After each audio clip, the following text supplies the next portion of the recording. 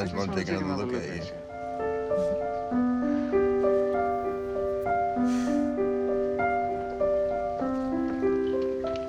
Okay, first things first. Yes, there have been more than 2 movie versions of A Star is Born. 2 more, in fact, in 1937 and 1976, respectively. And all 4 are based on an even earlier film, 1932's What Price Hollywood. Its storyline then is clearly irresistible. Rising starlet meets falling star, and they fall in love. Each film reflects its era and shapes the story to reflect a then contemporary look at the highs and lows of stardom within a ruthless entertainment industry that can swallow you whole. But George Cukor's 1954 take and Bradley Cooper's 2018 vision are basically the improved versions of their immediate predecessors. Cukor, who incidentally also directed What Price Hollywood, trains an even more candid camera at the movie business than 1937's Insider look. And Cooper takes the 1976 switch to stadium rock and roll and amplifies its heart and soul. You're going to be a great star, Esther. Don't let that change you too much. Don't let it take over your life. All you got is you and what you want to say to people, and they are listening right now, and they're not going to be listening forever, trust me. Both films are remarkably clear-eyed about their respective artistic arenas, how they humour, even facilitate self-destructive behaviour, so long as their stars are still in the ascendancy. Esther Blodgett. Well, we'll have to do something about that, by the way. How they're open, greedy even, for special new talent to feed the showbiz machine. It's the nose. Yet still seek to mould and change it to best fit the market's perceived needs. It doesn't even look like me. And how, when they sense imminent decline, they'll ruthlessly cut loose their once most precious resources, and maybe even seek to turn 2 people against each other. You're at the very height of your career, Esther. Very peak of your success. To ensure the fall from grace is for good. Just by staying married to you, she looks like a joke. It's embarrassing. These are harsh truths, but hardly shocking news. And the various Star is Borns wouldn't bear repeating if they were mere media exposés. Hey. Huh? What? What sustains each iteration is that, at heart, I just want to take another look at you. these are highly charged melodramas of love and loss. Cukor's film is also a fully fledged musical, the most traditionally life-affirming, wish-fulfilling of genres. The night is bitter, the stars have lost their glitter. At first, the songs come as razzle-dazzle performances outside or alongside the narrative. Slowly, though, they filter into the doomed, off-stage love story itself. How wonderful that I'm beholding. Musicals that end on a downbeat note are rare and bold indeed.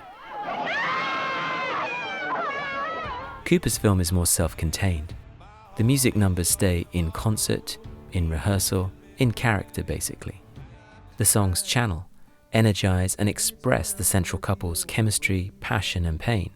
We're far from the shallow now. Allowing the epic, tragic love story full reign. These diverse approaches are partly due to the filmmaking of their respective times, but also very much down to the personnel involved. Judy Garland famously saw A Star is Born as her comeback role. Her husband campaigned to get the film made and her cast. Her checkered past, frequent poor health and erratic behavior had jeopardized several previous film projects. The plum lead role here was a chance to start over. As such, Cukor's film, despite its two-hander love story, is very much a star vehicle. Garland doesn't just sing and dance, she really acts. It's the best all-round performance of her screen career. No matter how much you love somebody, how do you live out the days? How? James Mason is on typically silken, melancholic form as Norman Maine, the alcoholic movie star who spots plucky Esther Blodgett's talent. But from the start, he's already clearly teetering on the edge of his downfall and the outskirts of the film itself. Touching your face and me, man. Norman is audience surrogate as much as co-lead, watching in admiration as Esther pulls out show-stopping number after number after number after number. At one point, there's an extended 15-minute performance that basically turns into a Judy Garland review, with Mason nowhere to be seen. If I'm happy... We basically have to take it as read that Mason's Maine is a star. We see next to nothing of his work and find out as little about his past. When they marry and Esther hears Norman's real name read aloud, Ernest Sidney Gubbins, take this woman for your wedded wife? I do. that's about as much background as she or we get. Do you take him? This is the main area Cooper bolsters and rebalances his version.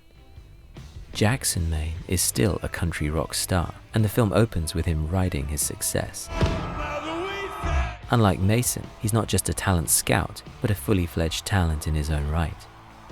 His painful history with a wild-card father, and his complicated bond with his older half-brother and manager, As you idolized, wasn't that? adds layers to Jackson's own self-sabotaging addictions and insecurities. It means clean your shit up. You're f***ing messy. And it feeds into a much more rounded, complex relationship with Allie once they get together. You want to be my drinking buddy? Want to practice? I don't think you could handle it. You don't? Let me see it. And you know why? Because you're too worried about what everybody else is thinking. You can't even concentrate on one thing. That's right. By the time we hit the sad denouement, we've gotten to know the man and his struggles much more intimately. Mason brilliantly wrings pathos from Norman's ultimate sacrifice too. It's just a shame that, relatively, he's such a supporting act throughout. But if Cooper's Jackson is a true leading role, it's testament to his co-star that he never outshines her. Despite a few previous movie cameos and a guest role on TV anthology American Horror Story, this is Lady Gaga's first real film role, and she more than holds her own. Almost every single person that I've come in contact with in the music industry has told me that my nose is too big and that I won't make it. Given that her huge pop career is founded on her persona's playful performance artifice, it's admirable how deep she dives into a stripped-down, earthier character. Interestingly, Jackson, and tacitly the film itself, disapproves of Allie when she turns towards more Gaga-like tunes and stage routines, as if it's somehow a betrayal of real authenticity. And in fact, when initially cast, it looked as if she would cast off the Gaga act entirely and go by her real name. At some point this was flipped back, but credit to her that the only Lady Gaga influence on show is the stunning voice and onstage charisma. Otherwise, this is a star reborn. When all the world is a hopeless jumble. And maybe even one paying subtle but deliberate homage to her predecessor. The lyrics Allie sings as the title appears on screen is the unused prelude to Garland's signature tune from The Wizard of Oz, Over the Rainbow. Garland herself, sadly, never got quite the movie career revival she was hoping for. On screen, she wins the Academy Award. Miss Vicki Lester. But in real life, in one of Oscar's biggest upsets, she lost to Grace Kelly. And only with hindsight can we see how the role cuts so deep. My, people come and go so quickly here. It's hard not to see the mismanaged talent of Esther Blodgett turned Vicki Lester, echoed in young Frances Gumm's own transformation into Judy Garland. But there's more. Hello, everybody. In the famous final line when she pays tribute to her dead spouse, This is Mrs. Norman Maine. the line now reads more devastatingly, since Garland herself died of a drug overdose at just 47. Judy Garland off-screen is Mrs. Norman Maine, a heartbreaking combination of Vicki and Norman. Guileless, rising ingenue, and knowingly self-destructive falling star. Cooper's film ends with Allie's tribute to Jackson, and it's touching, if ultimately a little too self-aware. And the stars themselves can still write their own futures. When we see Cukor's film and Garland's final scene today, we see an immensely moving irony. A fragile star granted the true happy ending that she was unable to find in her own life, and through Hollywood's technicolor fictions, able to shine forever.